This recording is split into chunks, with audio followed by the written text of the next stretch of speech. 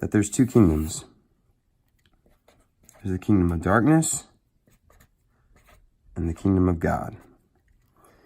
And we're born into a world where both these kingdoms exist, right? We see these kingdoms around us. We see the kingdom of God. We see good and beauty and love. But we also see the kingdom of darkness, and we see evil and depression and anxiety and suicide and murder and all the things that make this world really broken.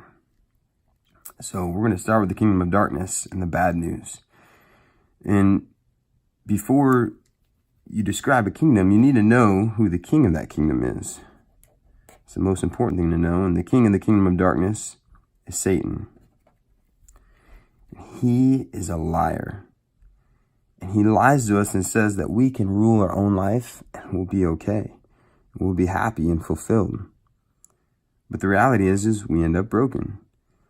And then Satan lies to us some more, and he tells us we can get out of this brokenness by trying sex, alcohol, and drugs, or by making a lot of money. Or maybe it's even religion, and even just going to church. And he says those things will get you out of the brokenness.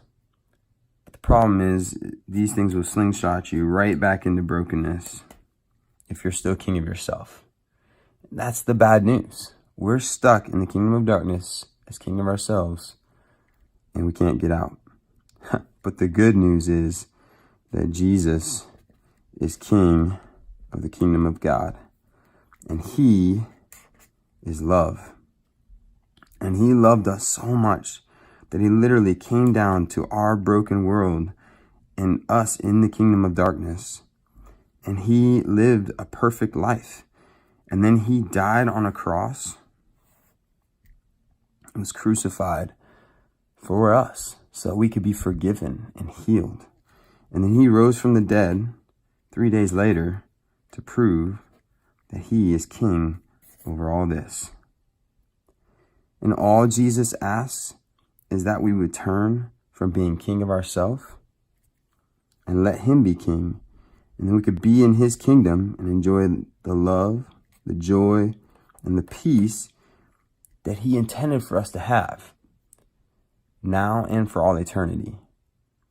And though there may be suffering in this world, because we're still surrounded by the kingdom of darkness here, we can have Jesus in us and living through us to go back and share this message with everyone around us.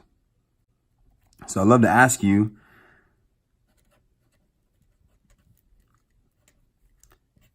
which king are you serving?